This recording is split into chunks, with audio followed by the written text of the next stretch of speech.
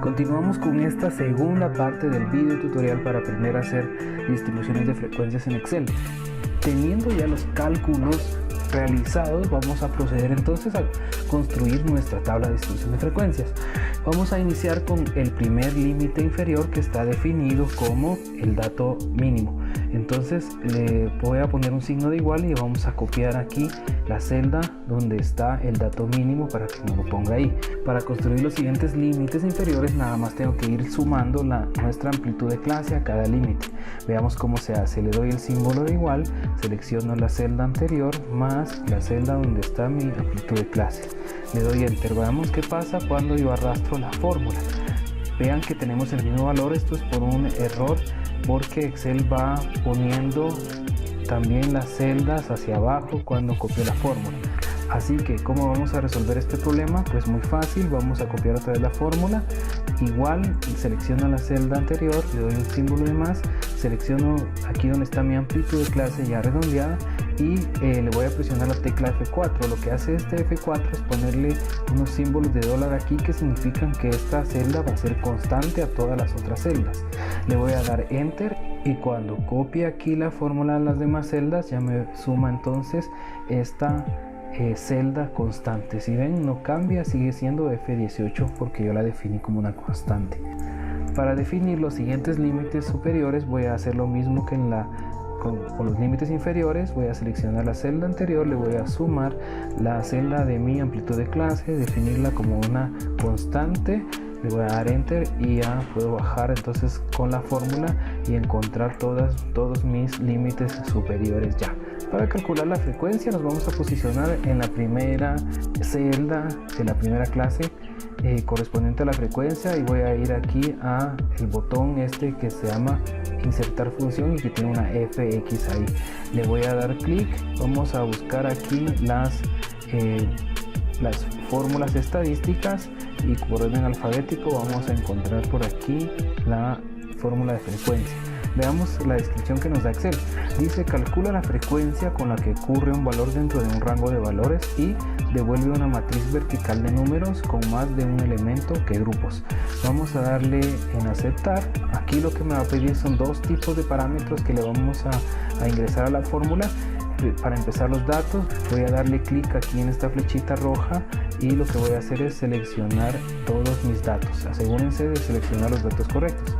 Le doy enter, volvemos a la ventana y aquí en los grupos lo que voy a hacer es seleccionar, vean aquí, los límites superiores.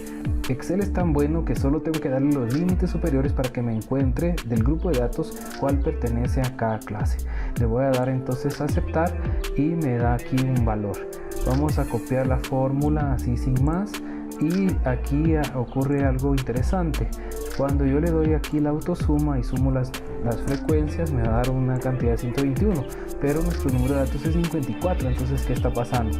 Pues lo que pasa es que esta fórmula, como decía su definición, se trata de una matriz. Entonces, para volver una matriz tengo que ir aquí a la barra de fórmulas, poner el cursor ahí, presionar juntas las teclas Ctrl, Shift y Enter. Y si se dan cuenta, aquí me ponen los corchetes y veamos aquí que la sumatoria ya es 50. Así que con eso nos damos cuenta de que hicimos bien los cálculos porque nuestro número de datos coincide con la suma de las frecuencias. Para continuar vamos a calcular algunas de las otras columnas de las tablas de distribución de frecuencia. Por ejemplo, la marca de clase identificada con XY. Que es pues realmente un promedio de los dos límites. Vamos a usar para ello la función promedio que está por acá. Dice devuelve el promedio, media numérica de los argumentos, bla bla bla. Entonces seleccionamos el promedio, vamos a seleccionar los dos límites, cierro el paréntesis, le doy enter y ya metí aquí mi marca de clase para la primera clase. Solamente copié hacia abajo la fórmula y entonces ya me calculan todas las marcas de clase. Vamos a calcular también la frecuencia acumulada. Lo que vamos vamos a hacer es ir sumando las frecuencias. Para ello voy a trasladar primero la primera frecuencia sin más, solo igual, y selecciono la primera frecuencia, y lo que voy a hacer aquí ahora es darle otra vez igual. Voy a seleccionar la celda anterior más la siguiente frecuencia para que esto ya me quede como una fórmula. Y vean aquí ahora, al trasladarla pues ya me calcula todas las demás frecuencias acumuladas, y lo más importante es que el dato la última frecuencia acumulada es igual al número de datos, por lo que podemos pues de alguna manera estar seguros de que el cálculo fue hecho correctamente. Alguna otra cosa que podemos calcular es nuestra columna de f por xy, que nos va a servir por ejemplo para calcular la media. ¿Cómo podemos hacer eso? Pues siempre doy el símbolo de igual, voy a seleccionar mi frecuencia, el asterisco como símbolo de multiplicación, y voy a seleccionar entonces la celda que contiene a la marca de clase. Ahora voy a jalar toda la fórmula y vemos que nos calculó ya la multiplicación de la frecuencia por su marca de clase. Para calcular la media, por ejemplo, necesitamos la sumatoria, así que solo le di en el botón de autosuma. Me aseguro que me ha seleccionado solo los datos que yo quiero, le voy a dar enter.